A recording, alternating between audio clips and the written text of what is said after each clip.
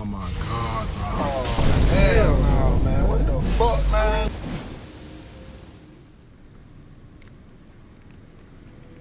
Hey guys, welcome back to another video. Today I'm just doing a quick build guide for a build that I put together after a lot of different playthroughs of the game. This seems to be one of my favorites that I've put together, so I thought I'd share it with some of the people that were asking me for it. As the title suggests, it's a Warlock themed build. This is a Warlock build that I came up based on my experience with Warlocks in games like World of Warcraft and other games, Baldur's Gate and stuff like that. So I tend to do like a theme that I stick to. But let's go ahead and get right into the build. I'll start off by going to status here just to give you a general idea of where I'm at. Level 223. This is like new game +2, so you don't have to be this level. That's just the level that I'm at. I think for the core of this build, you should be able to have most of the stuff around level 150, which most people consider like the quote-unquote end-game builds. Just a quick overview of the stats. Primarily, you want to have around 60 in Arcane and 60 in Faith to start the build.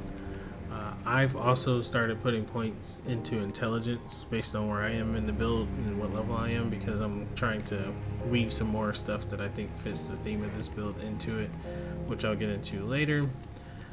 Strength is at 24 just for a specific weapon that's used in the build.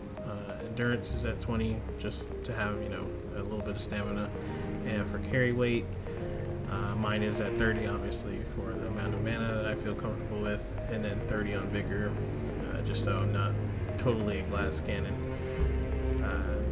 But brief overview of the spells. The core spells you're going to run are what we have here. Let's actually do that through the memorize spells menu here. So we got Flame Grant Me Strength. This it's a staple in a lot of builds.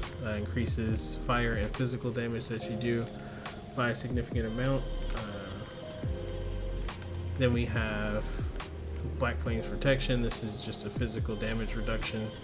It's good when you're going to get something that does a lot of physical damage. I rotate this spell out here, Blood Boon, between these three spells coincidentally that are right next to each other. So Blood Flame Talons. I use this if I'm dealing with a lot of close range melee enemies. Swarm of Flies is my choice for when I want to do. I generally run Swarm of Flies. Blood Balloon I had just for a specific boss that I was fighting, but I generally rotate this slot out for one of these three spells here. Freezing Mist added in as that's going back to what I was saying about the intellect. You don't need a lot of intellect to use this spell, but Frostbite, if you don't know, whenever you frostbite an enemy, it reduces their damage negation for every type of damage by 20%. So basically you do 20% more damage while they're frostbitten, which is obviously a good thing. So I added this in. I use it as part of like an opener rotation, so to speak, if the situation allows me to. Giant's Flame Take Thee. This is like my primary damage spell for the most part, whenever I'm just tossing spells around. And then Golden Vow. This doesn't really fit the build. Honestly, I was fighting some bosses and I just wanted to put this in here, but I'm sure most people are familiar with this. It's a damage increase and a damage reduction, so one of the best buffs in the game, but you don't have to run that if you don't want to.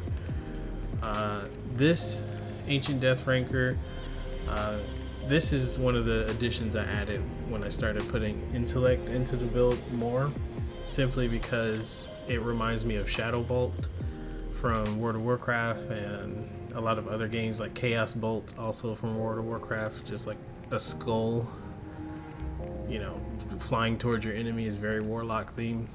And then finally I have Frenzy Burst, which is like a madness, you know, eye beam, which I think fits, you know, being an evil wizard.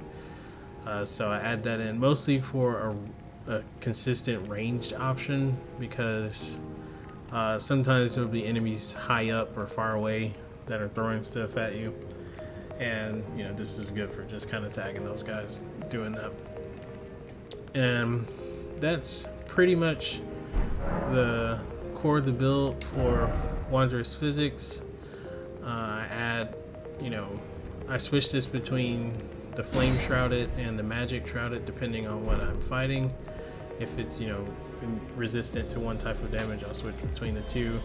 Sometimes I'll even swap in spiked, no, not spiked, which one is it? This one, stone barb, just to break posture on bigger enemies and bosses. That's sometimes handy. And then the second one, this is just a general damage reduction. So that's good. Great Rune, that's the preference. Right now I have it on raise all attributes, just because that's on this new game cycle, that's the only one that I have that I wanted to use. And then Flasks, you know, that's a personal preference, however many heal versus mana ones you want to have. I do have a bit of sustain in the build, so I tend to run with more mana. Speaking of which, let's go over equipment. So right away, we got Mogwin's Sacred Spear. This is a really good weapon. I use it mostly for the Ash of War, Blood Boon Ritual. It's extremely good. I'm gonna head over to a place where I usually test out stuff. In Lingrave, this weapon, Blood Boon Ritual, the Ash of War, huge AoE spell that does bleed and fire damage. I use it pretty much anytime I'm surrounded by enemies. It's a good room clear. You get good poise bonus when you use it, so it's hard for enemies to knock you out of it. And it just does a ton of damage with how I have my build set up, so one of the staples for sure. And you know, if it's the Warlock theme. Then next we have Antspur Rapier, and I actually have two of those. I'm a New Game Plus, I can have two. One of them I run with Poison Mist, and the other I run with Blood Tax. Blood Tax has some of the sustain I was talking about. And there's a reason I run both of those. If you go to the Talisman here, we'll just go over those really quick because they're pretty straightforward. This one raises the damage of incantations, which is most of my damage sources, with Giant's Flame, Take Thee, and Swarm of Flies, and the Frenzy Burst. You know, all those being incantations, this is going to increase the damage of those. And then we have Fire Scorpion Charm. This once again raises fire attack damage, but increases the damage you take a little bit. It's worth it to me. And then this is where the Antspur Rapiers come into play here. Kindred of Rot's Excitation. This increases damage that that you do whenever someone within, you know, a certain range of you takes poison damage or rot damage. It's a 20% damage increase, so it's pretty significant. That's why on this one I run Poison Mist, because once, you know, you use Poison Mist at my arcane level, it poisons them pretty much instantly, so I instantly get that 20% damage bonus. And then Blood Loss, same thing, but this one is for Blood Loss. 20% damage increase whenever someone bleeds. This includes yourself, so if you get poisoned or rotted by an enemy or bled, you also get that damage bonus, so that comes in handy sometimes. And something else to mention between these two Antspur Rapiers, this is one of the only melee weapons that has Scarlet Rot buildup. So when I'm meleeing people, dual wield the two Scarlet Rot buildup weapons, eventually they're gonna get the, you know, Scarlet Rot. which we all know is a really strong damage over time ability. Once again, fitting in the theme with curses, in line with games like World of Warcraft and Baldur's Gate. So that's another reason I use those, and that's innately part of the weapon, which, as you can see if you look at the passive effects, the one that I have the blood tax on also has blood loss, and then the one that I have poison mist on also has the poison buildup on it. So really good dual setup just for general melee. So definitely really integral part of the build here. And then also I run the Scepter of the All-Knowing. This is mostly used just for the Ash of War on it.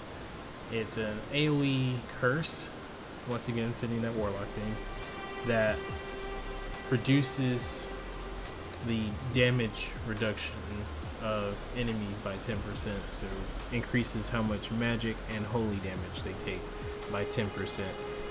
Lasts about 60 seconds, so it's good, you know, especially for rooms with a lot of like smaller enemies. You kind of just tag everybody with it, and then they all take a bit more damage from you. Another reason I run it is due to it being strike damage. So strike damage, this is really the only source of strike damage I have in the build. So having that in the pocket is a good choice as well. So for our seal here, we'll be using the Dragon Communion seal. The primary reason I'm using this is going back to the statistics. If you look on the right side over here, I'm using a lot of arcane. So this has S rank scaling with arcane, so that's gonna, you know, increase the damage of my abilities based off of the statistics that I actually have. Before I had more points in arcane, less points in faith, so it made a little more sense. Now that my stat distribution is a little bit even between faith, intellect, well, it's pretty much dead even between all three, intellect, faith, and arcane. There's probably other seals I could be using now, but I just kind of like how this one looks, and I'm still getting good damage from it, so no reason to change it. I'm running the Albinoric staff right now because that has the best scaling for me, because as you can see, it has an S rank in arcane scaling, and that was my primary stat for a long time. And then eventually I'll probably swap this out with the Prince of Death staff, because that will buff the Ancient Death Ranker spell that I mentioned earlier that we use in the build. But going back to the blood loss section, the second one I have runs blood tax, which is a heal slash like a multi-stab move for bleeding. So this is in my left hand, so I'll only like two-hand this one if I specifically want to heal, but it does proc the bleed pretty much every time I do it. Here's an example of like a typical opener. I'm gonna start with Golden Bow, which once again is optional. So I'm gonna be pausing it a little bit so I can explain everything, but what I'm doing now is prepping the spells that I'm going to cast, because I'm going to cast stuff in a specific order. So we'll continue.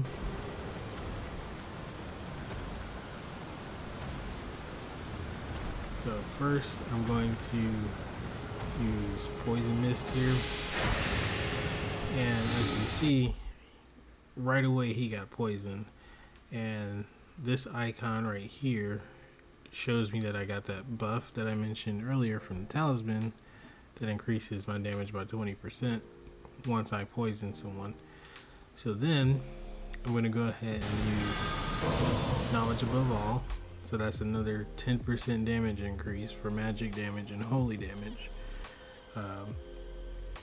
Then we're going to immediately cast the Soul of Flies, so that's going to trigger the bleed. And while that's triggering, so you see now I have the icon for the blood damage bonus, and at the same time I cast Frozen Mist. So now he's going to also have another, you know, minus 20 towards his damage negations, which once again is 20% more damage for me.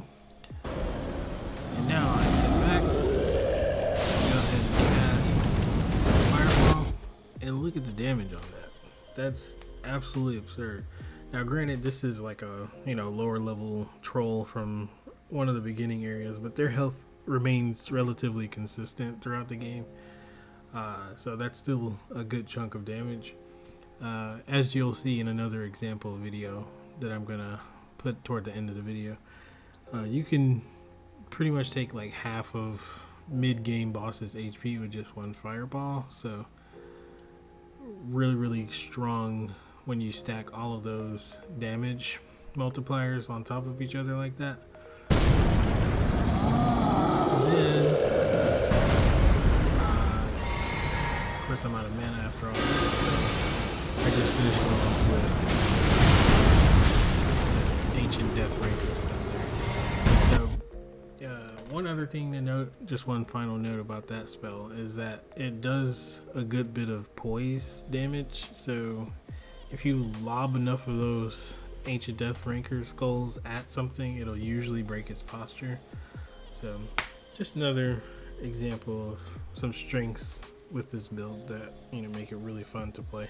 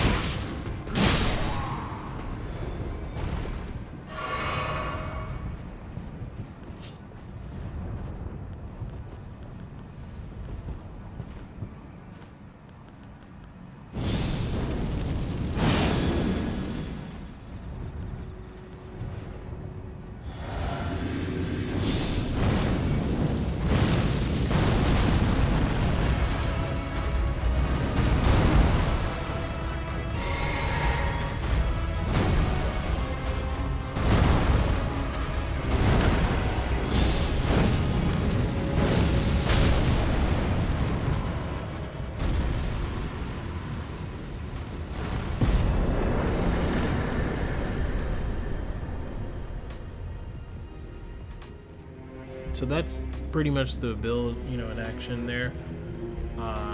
That last clip, I didn't even have a lot of the multipliers because that boss is immune to poison, and I also believe they're immune to bleed. So I just stacked the flame grant me strength and then my Wondrous Physick for the bonus fire damage. And you can see, even with just those two plus Golden Vow, it did a lot of damage. I'll also say one of the things people might not like about using this build is you have a lot of equipment that you have to rotate through and cast stuff in a specific order, so it takes a lot of time to get used to it, but it's something that I'm comfortable with, and I think, you know, if you spend enough time with the build, you may find it comfortable as well. Also, you don't have to run everything that I'm running, especially the Scepter of All-Knowing, or whatever that thing is called. I just forget the name. It's, you know, not that much of a damage bonus, and it is a bit cumbersome, so feel free to make adjustments to the build as you want. And also, I tried to make this build with enemies that are resistant to everything in mind. So generally, I don't think I ran into anything that I had to like switch my build for. Between the magic damage from Ancient Death Ranker, and, you know, the fire damage, then I have strike damage, then I have pierce damage with the melee weapons I'm holding here. So all your bases are pretty much covered. Thanks, you know, if you guys have any questions, or comments, any suggestions that I can do to improve the build. Let me know for sure. Some people on the Berserk inspired video I did, the GOTS build, they requested a build video for that, so I may get around to making that eventually. And yeah, always, like, comment, subscribe, and I'll see you guys in the next video. Peace.